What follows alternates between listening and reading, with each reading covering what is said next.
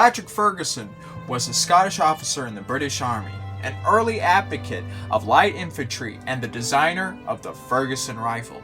He is best known for his service in the 1780 military campaign of the Carolinas during the American Revolutionary War, in which he played a great effort in recruiting American loyalists to serve in his militias against the Patriots.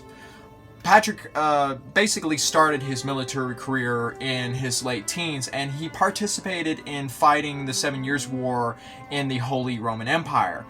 He suffered a leg ailment and he had to return home, but when he returned home he wanted to stay in the military, and so he took part in light infantry training, which got the attention of a famous general known as General Howe. During this time, Ferguson was developing a new rifle design based on an old classic breech-loading musket design, and therefore developed the Ferguson rifle. The Ferguson rifle was different from muzzleloader rifles because the breech of the weapon is closed by 11 starting threads on a tapered screw, and the trigger guard serves as a crank to rotate it.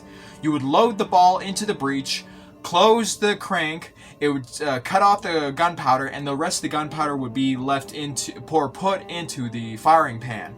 It was very quick and it was very efficient as a rifle, and in a highly trained soldier's hands, it could fire 6 to 10 shots.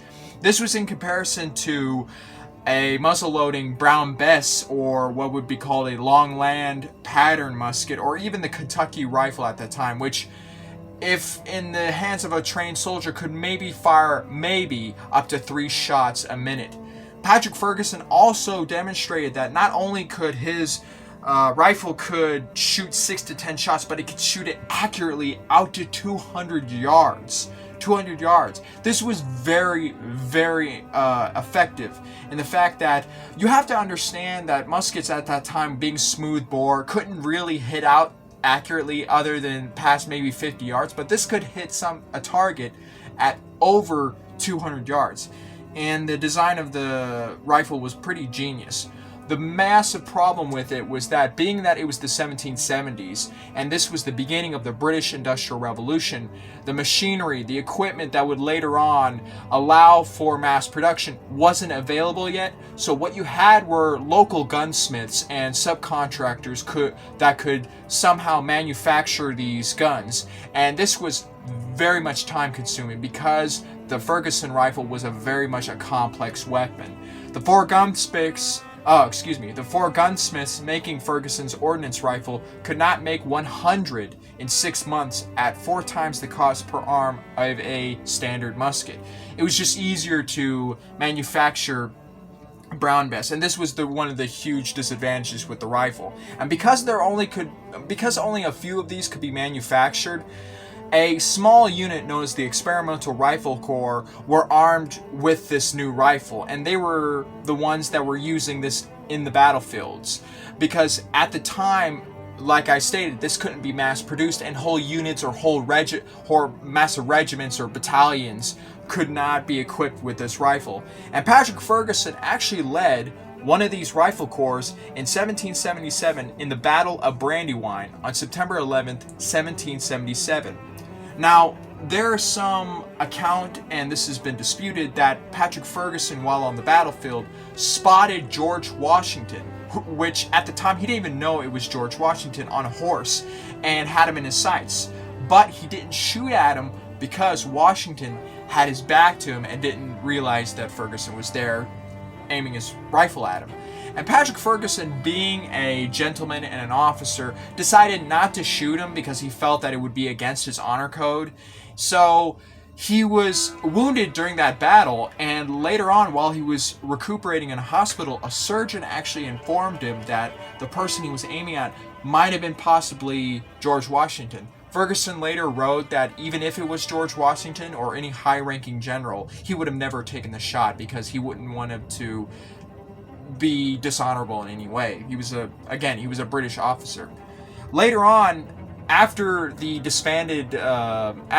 Experimental Rifle Corps was disbanded due to the fact that there was nowhere they could go with this rifle, they couldn't manufacture anymore very quickly, and The British military really didn't see the potential of it. They disbanded. Patrick Ferguson went on to fight in just standard units, and in 1778 he would fight up against privateers who were seizing British ships in the Battle of Chestnut Neck.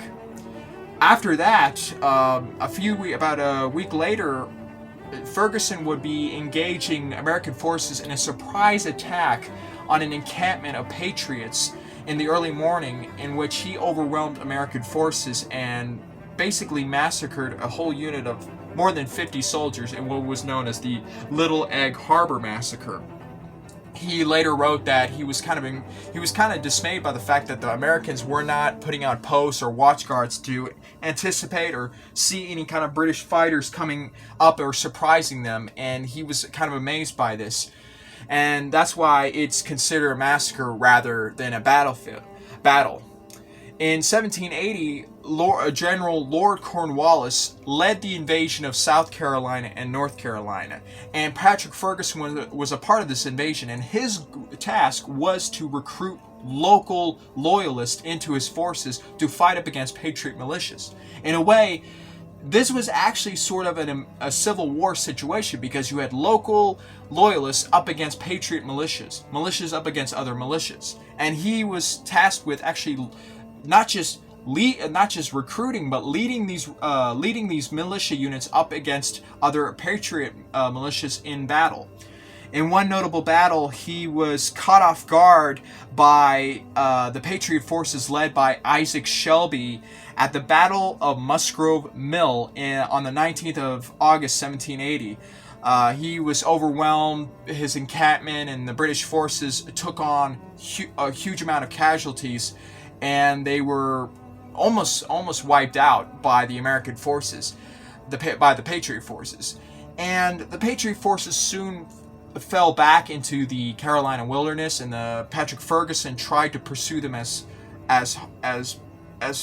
hard and as quickly as possible as he can. He wanted to continue the fight, and he wanted to kind of destroy this Patriot forces. So he went after them, and around that time, he would station in North Carolina around this place called Gilberttown, and he issued a challenge to the Patriot leaders. He said, listen, if you don't lay down your arms, we will, and I'm quoting him here, lay waste to your country with fire and sword. He basically wanted to wipe them out, because he saw these mountain men and a lot of these militias as very much a threat, and he said, listen, if you guys want to continue this, I will bring heavy firepower and heavy force upon you guys.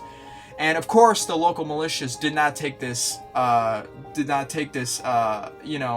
laying down. They were not going to lay down their forces. They were actually angered, and this allowed them to kind of form and organize their forces into an army and push up against Ferguson. And this culminated on October the 7th, 1780, in which the two armies, the Patriot forces and the Loyalist forces, clashed at the Battle of Kings Mountain. The battle went badly for the Loyalists positioned high on the mountain ridge, and during the fighting, Ferguson was shot from his horse. With his foot still in his stirrup, he was dragged onto the Patriot side. According to Patriot accounts, when a Patriot approached the major for his surrender, Ferguson drew his pistol and shot him as a last act of defiance. Other soldiers retaliated, and Ferguson's body was found with 8 musket holes in it.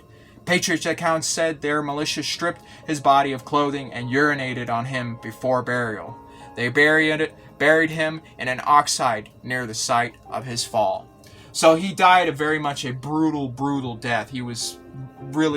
His body was desecrated, and he was buried at the Battle of Kings Mountain, and his Loyalist forces were pretty much wiped out.